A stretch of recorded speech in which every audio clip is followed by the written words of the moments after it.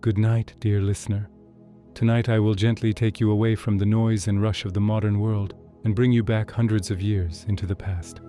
We are traveling to a time without electric lights, without ringing phones, a time when people did not spend their days looking at screens, but instead lived according to the movement of the sun, the changing of the seasons, and the bonds of friendship they built with one another. Today, together, we will also search for the answer to a different question. Were people in the Middle Ages truly happier than we are? Or when we look back at the past, is the peacefulness we see only a romantic image created by our imagination? Their lives contained things that we no longer have today. Perhaps they lived with hardships that can help us understand the true value of many comforts we now take for granted. Now, imagine yourself in a small medieval village. The first rays of morning light are beginning to appear behind the hills on the horizon. The air is cool, and a thin layer of moisture from the night still covers the ground. Somewhere in the distance, the sound of roosters can be heard. Thin streams of smoke rise slowly from the chimneys of small houses made of stone and wood. The village is only beginning to wake, but life has already started moving. Inside one of these homes, you open your eyes. There is no modern bedroom here. There is no soft mattress, no quietly running air conditioner, and no alarm waking you early to remind you that you have somewhere to be. In its own way, even this could have been enough to bring a sense of peace. Beneath you is a simple, firm bed filled with straw. Beside you, other members of your family are still sleeping. In the Middle Ages, people often did not sleep alone. They lived close together in the same room, sharing the same warmth with their mothers, fathers, or siblings. The first thing you notice when you wake up is the silence, but it is a true silence. There are no disturbing sounds of traffic coming from outside, no constantly running machines, no endless notifications demanding your attention, no hundreds of small distractions occupying your mind throughout the day. When you open your eyes in the morning, you truly feel that you are beginning a new day. Slowly you rise from your bed. The familiar routines of the household are waiting for you. The fire from the previous night, now slowly turning into embers, must be checked. Water must be brought from the well, animals must be cared for, and breakfast must be prepared.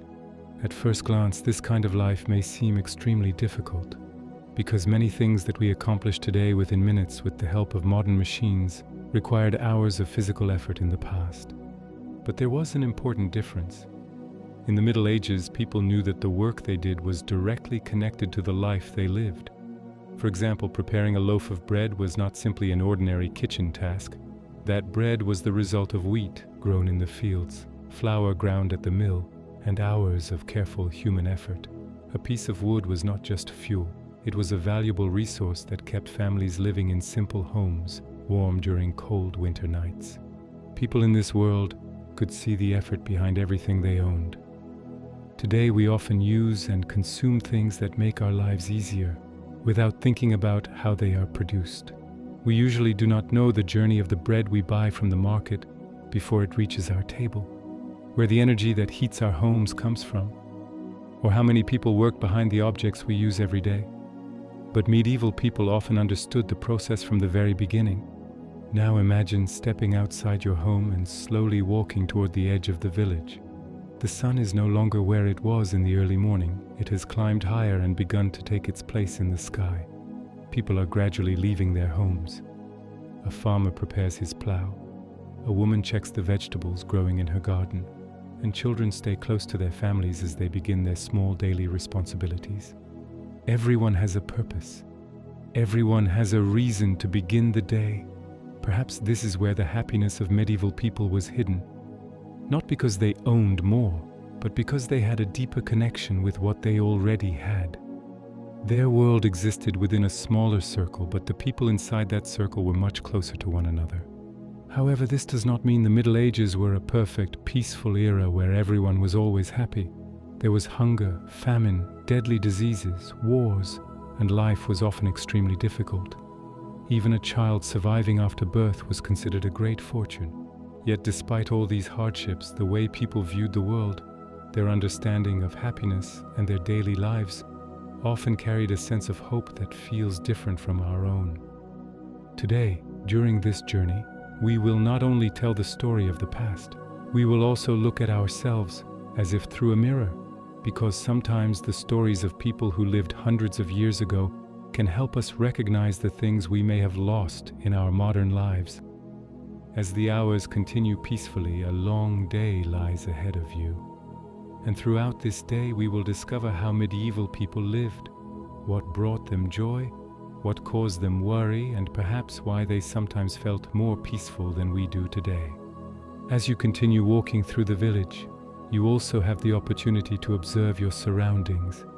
You begin to better understand how medieval people organized their days, what they planned, and how they lived their daily lives. Here, time is not measured by minutes and hours as we are accustomed to today.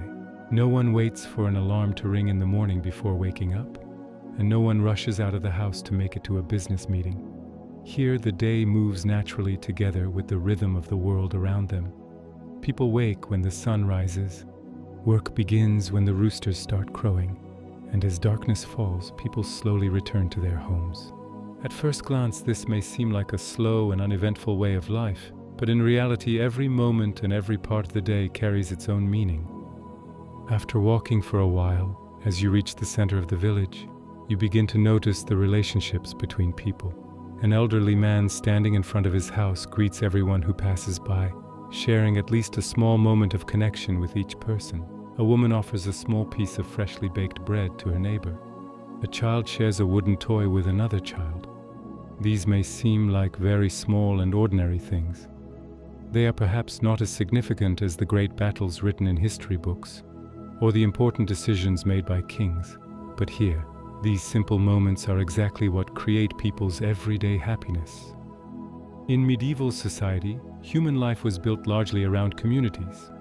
A person did not see themselves as a completely independent individual, separated from society as many people do today. Family, neighbors, and the village where they lived were at the center of their existence. When the roof of a house was damaged, several neighbors would usually come together to help repair it. When a family became ill, they were not completely abandoned, because there were many situations where the effort of every person in the community was needed. One of the strongest examples of this was the harvest season. At the end of summer, the fields became places of great activity. When the wheat ripened, everyone in the village had more work to do. Men worked in the fields cutting crops, women gathered the remaining ears of grain, and children helped their families with small tasks. Because here, losing even a single day could mean losing the bread that would be placed on the table during the winter months. That is why people understood very clearly how valuable and important every task they performed truly was. Now imagine yourself standing beside one of these fields. You are holding an old basket in your hands. You can feel the comforting scent of the earth around you. The sun gently warms your face.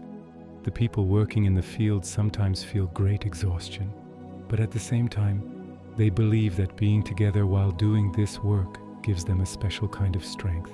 They sing songs together. The older members of the group tell stories from the past, and sometimes people laugh while continuing their work. Even though they live under difficult conditions, they do not forget how to be happy.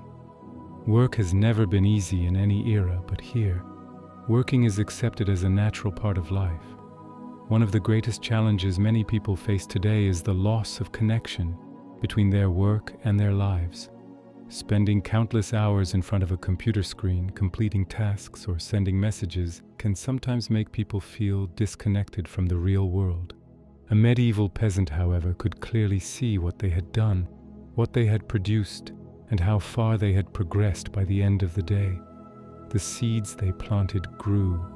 The bread they made fed their family. The roof they repaired protected their home from the rain. Perhaps part of their sense of happiness came from this. When people see the results of their own efforts, they experience a different kind of satisfaction. Watching a tree grow, using something created with your own hands, or seeing the food you cultivated appear on your table reminds you of the value of what you have accomplished. However, we should not forget the difficulties of this way of life. In the Middle Ages, people were far more dependent on nature than we are today. In some years, poor weather conditions could affect the entire village. The Great Famine that took place in Europe between 1315 and 1317 was one of the greatest examples of humanity's vulnerability against nature. Excessive rainfall destroyed crops, food shortages continued throughout the year, and the famine caused immense suffering in many regions. Yet, even while facing these hardships, people continued to experience a strong sense of cooperation with one another because they needed each other to survive. In the modern world, we can sometimes feel lonely even inside our own homes, while medieval people lived in close communities and maintained a life deeply connected to those around them. After spending some time in the fields, you arrive at the village square.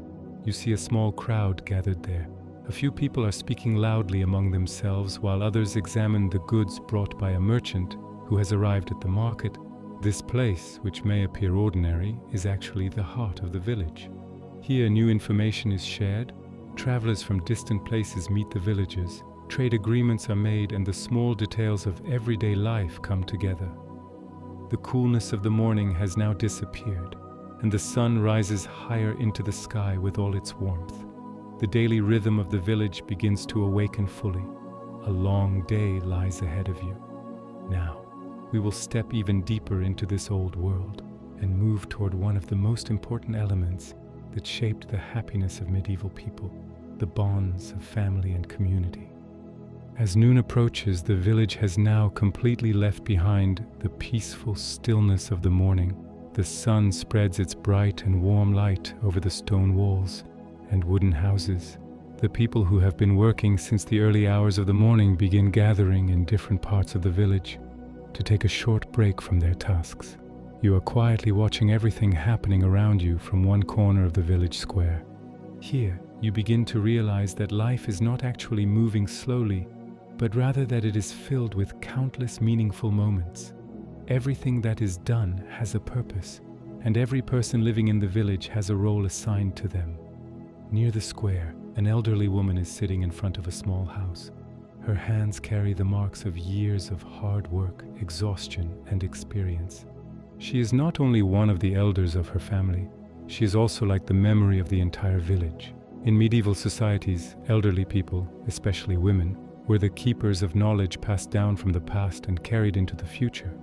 They knew which plants were used to treat certain illnesses, which crops were planted in which seasons, who loved whom, which people had disagreements, and which traditions needed to be preserved. In a time when written records were limited, experience was one of the most valuable forms of heritage passed from one generation to another. During the midday hours, the smells of food begin to rise from inside the houses. The meals prepared today are quite different from the variety found on modern tables. A soup cooked for many hours in a large pot, some bread, and seasonal vegetables form the foundation of the meals. Meat, especially for ordinary villagers, is not something eaten every day. It usually appears on special occasions, religious festivals, or during periods when animals are slaughtered. It could be considered a type of luxury food.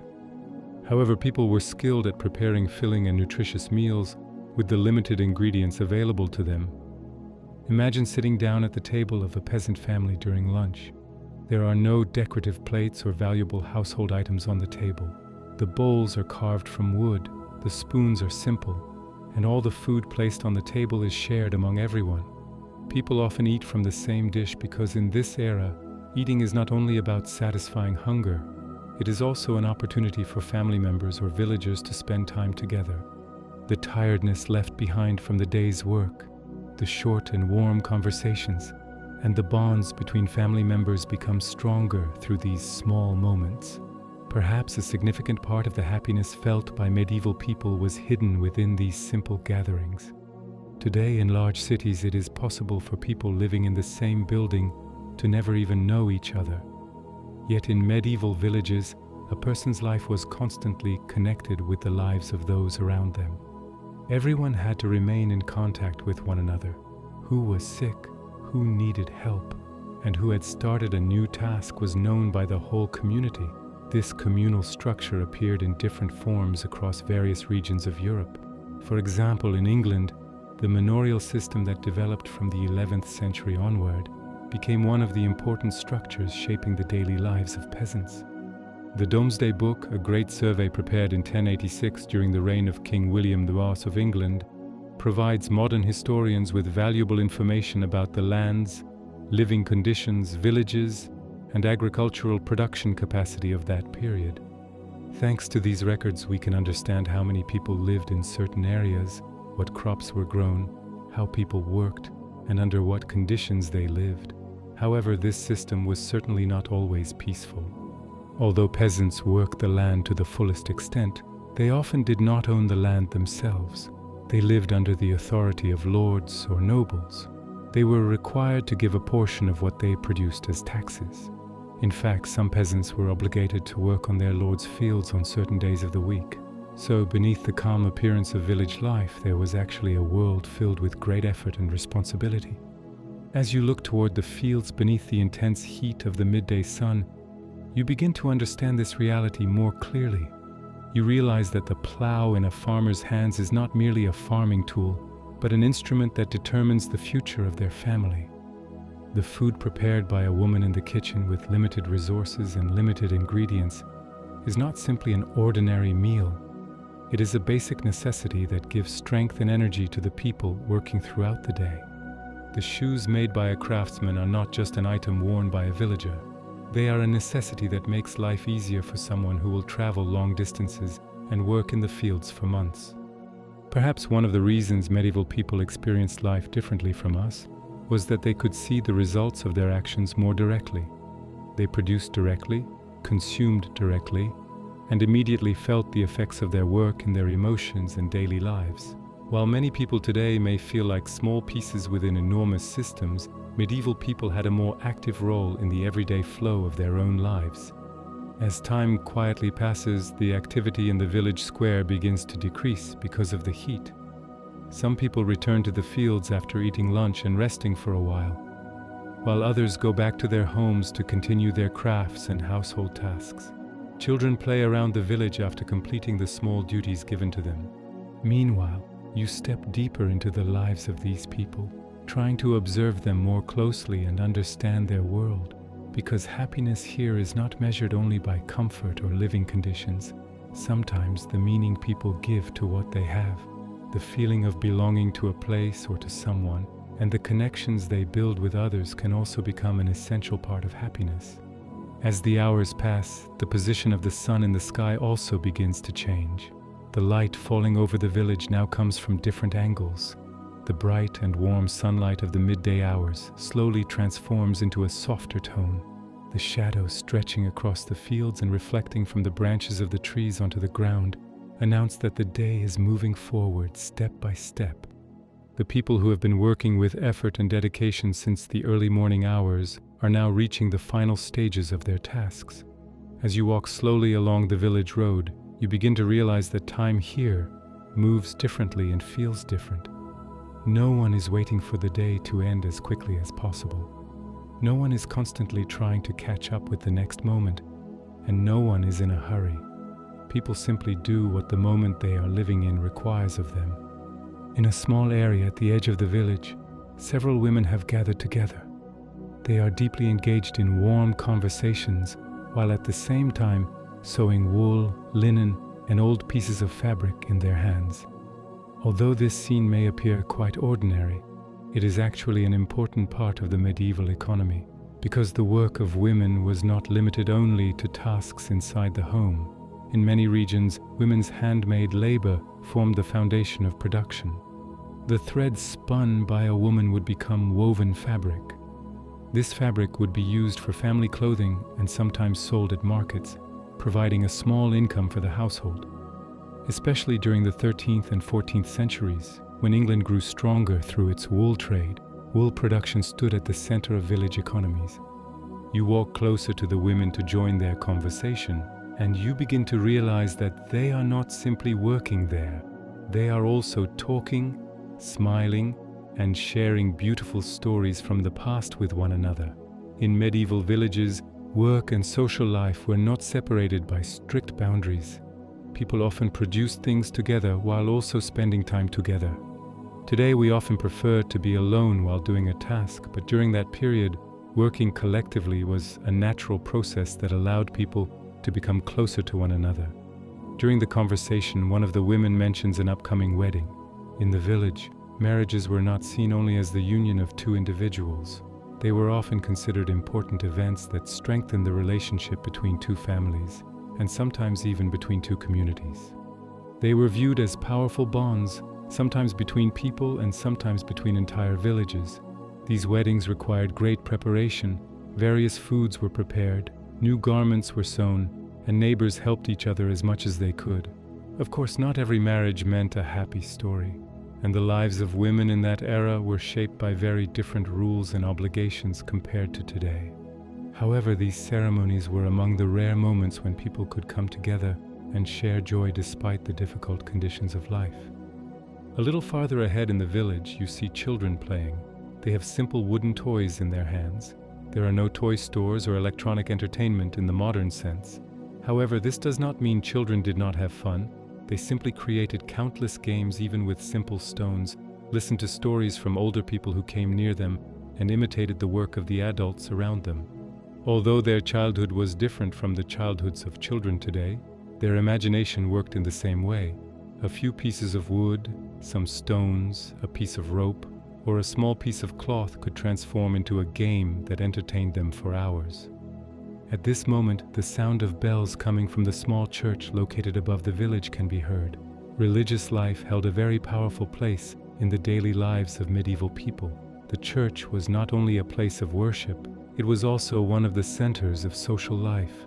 Births, marriages, funerals, and important announcements took place there. Even people's understanding of time was influenced by the church. Morning, noon, and evening hours were often marked by the sound of church bells. In short, churches were the heart of the medieval world, especially during the 12th and 13th centuries in medieval Europe. Religious institutions had a very strong influence over society. Monasteries were not only religious centers, but also places of knowledge and production. Monks copied ancient texts, developed new agricultural methods, and helped the people living around them. For many villagers, monasteries were among the rare places where they could connect with the wider world. However, behind this calm and seemingly peaceful life, great changes were also taking place. As you continue walking along the village's dirt roads, you begin to think about how new information arriving from distant places echoed throughout this community. While the 100 Years' War between France and England continued, people in many parts of Europe felt the effects of these conflicts.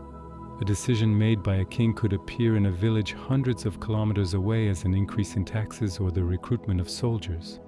Ordinary people were not directly involved in major political events, yet they were affected by the consequences. A new tax could suddenly overturn all the hard work a family had put in throughout the year. Or after a decision for war was made, soldiers gathered from villages could reduce the male population, damage the workforce, and even cause families to break apart. Yet, despite all these difficulties, the bonds between people in village life remained strong. As evening approached and everyone prepared to finish their work and return home, the connections built throughout the day continued. Knowing that a neighbor would open their door when help was needed, and feeling that you would not be left alone during times of illness, were important elements that created a sense of security for medieval people. The hours have now passed beyond the afternoon, and the sun stands much lower in the sky. The golden light spreading across the fields as they slope toward the horizon shows that the final part of the day has begun. People slowly begin gathering their tools and finishing their work. The animals that have spent the day grazing outside with full stomachs are guided back to their shelters, and the village begins preparing for the calmness of evening. Meanwhile, you stop for a moment and think about something that has caught your attention throughout this long day. Perhaps the lives of medieval people were not easy, and perhaps they faced many hardships compared to modern times. But in their world, there were small moments that connected people to life, strong relationships, and a deep sense of belonging. Now, as the day slowly moves toward its end, it is time to look at another side of this old world.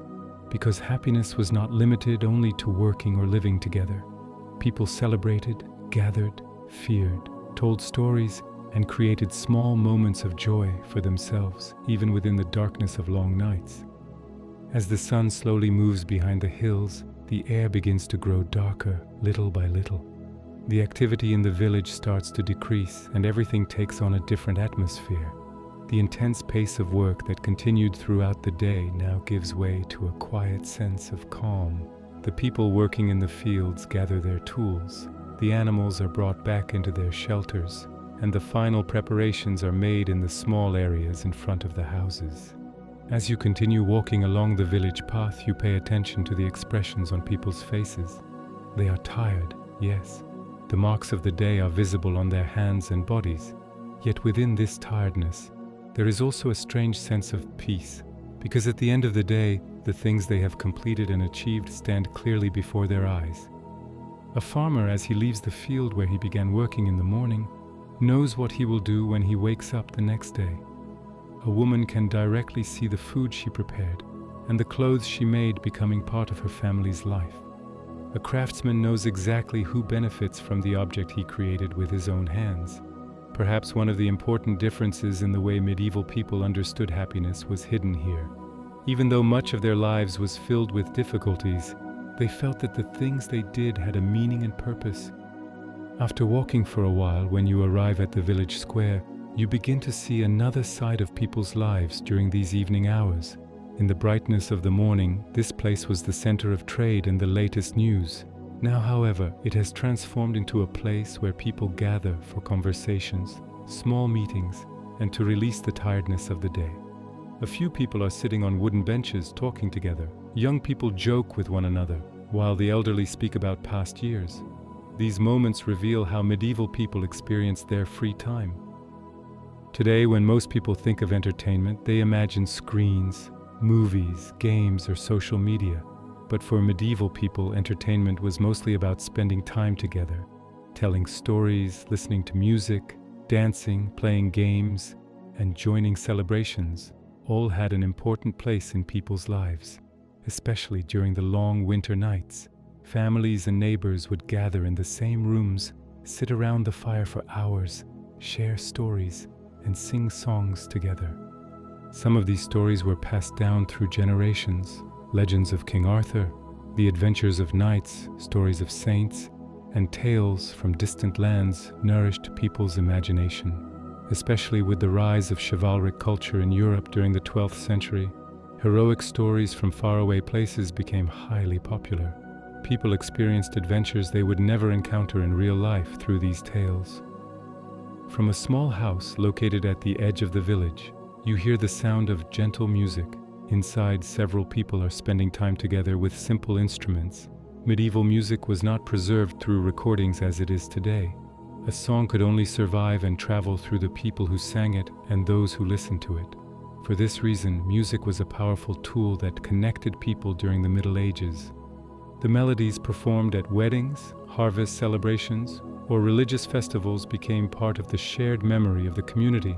Especially harvest festivals were among the most important moments of celebration in village life. After months of hard work, successfully gathering the crops brought great relief to the villagers, because how the winter would pass depended largely on the success of that harvest. People prepared tables, shared meals, sang songs, and danced together. These celebrations were not held only for entertainment. They were also special moments when people found hope within their difficult lives. However, behind these moments of happiness, there were also major changes that shaped history. For example, the Black Death epidemic that affected Europe in the middle of the 14th century deeply changed community life as well. Between 1347 and 1351, millions of people lost their lives. Villages became empty, families were separated, and people were forced to live with the fear of death. Yet after this great disaster, some things also changed for the survivors. Because the workforce had decreased, the value of healthy and capable workers increased. And in many regions, peasants began demanding better conditions in their working lives. These events show us that medieval people were not simply individuals living simple lives in the past.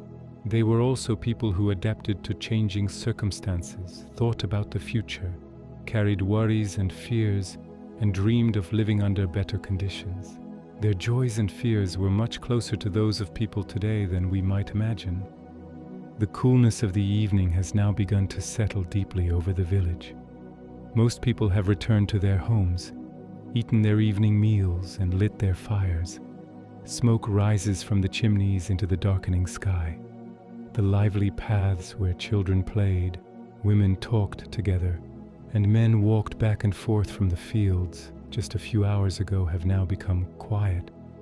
A conversation, a warm meal, a familiar face, an evening spent together. These were the precious moments of their daily lives. And now, as night approaches, you will begin to discover not only how these people lived during the day, but also how they continued their lives after darkness fell, and why they could still feel safe even during the night. The night had now completely settled over the village with all its darkness. The roads where dozens of people had walked throughout the day were now completely empty and much quieter. The fields disappeared into the darkness, and from the small windows of the houses, only the flickering light of the fire could be seen shining outside. Sitting inside the small stone house, you begin to go over everything you saw and experienced throughout the day. This journey, which began in the early hours of the morning, was not only an attempt to understand how medieval people lived and under what conditions they existed, but also how they felt and experienced the world around them. Because in order to understand the happiness of medieval people, it is not enough to measure them only by what they had. We must also think about the things they did not have and the things they could not experience. For example, they had no electricity, no access to modern medicine. Transportation was extremely difficult compared to today, and their lives were directly connected to the harsh conditions of nature. A poor harvest, a long winter, or a spreading illness could completely change the fate of an entire family. Ignoring these realities would mean portraying the past as something more beautiful and different than it truly was. Now imagine yourself inside a small stone house. Outside, a gentle wind is blowing. The straw on the roof moves slightly with the breeze, and the sounds created by the wind echo through every corner of the village. Inside the house, family members are gathered around the fire. The final conversations of the day are taking place. Perhaps they are planning tomorrow's tasks, or perhaps someone is telling a story from the past. There is a quiet sense of happiness on everyone's faces. When darkness falls, no one is in a hurry anymore, because in this era, nights were not only for sleeping. When evening arrived, family members also gathered to share the tiredness and experiences of the day. Throughout history, people have always lived under different circumstances. While kings lived luxurious lives inside great castles and magnificent fortresses, peasants continued their lives in small homes with limited resources. While merchants in cities searched for wealth, people in villages remained dependent on the generosity of the land. Therefore, it is very difficult to give a definite answer to whether medieval people were happier than we are today. Perhaps it is impossible to truly know the answer, but we should understand this. Their lives were difficult in many ways. There were diseases without cures, wars that lasted for months or even years, and constant fears of famine and hunger. No one could ever be certain how a winter would pass, how productive a harvest would be, or how a disease would affect a family. The healthcare opportunities, technological conveniences, and comfortable lifestyles we have today were things they could not even imagine. Today, in the modern world, we have access to many things. We live in more comfortable homes, communicate faster, and enjoy opportunities that people in the past could never have dreamed of. However, sometimes within everything we have gained, we may also have lost certain feelings, constantly trying to keep up with everything, always wanting more and failing to notice the small moments of real life can become one of the quiet challenges of modern living. Perhaps the greatest lesson medieval people can leave us with is this: happiness is not always about having more. It is about the connection we build with what we already have. They could find peace in a small house, a simple meal, or a few hours spent beside the fire, because their lives moved more slowly and they knew how to remain present in the moment they were living. Throughout history, many thinkers have also focused on similar ideas. From philosophers of the ancient world to medieval scholars, many people argued that happiness could not be achieved only through wealth and power. For example, within the intellectual world of medieval Europe, it was believed that a person's peace depended not only on external conditions, but also on their inner world and their relationships with society. Of course, these ideas were not accepted equally by everyone. There were enormous differences between the lives of nobles, religious figures, and peasants. However, the one thing these different groups shared was a search for meaning within their own small worlds. Perhaps one of the most important lessons we can take with us as we leave this old village today is this: in every era, people have searched for happiness in different places and through different emotions, but some fundamental needs have never changed: to be loved, to belong, to have a purpose, and to feel that what we do has value. These things were important centuries ago, and they remain important today. Now, as you look outside, you see the stars shining in the sky. Medieval people looked at the same sky. Perhaps a farmer, after a long day of work, rested beneath these same stars and found peace. Perhaps a mother, after making sure her children were asleep, sat quietly beside the fire for a few moments.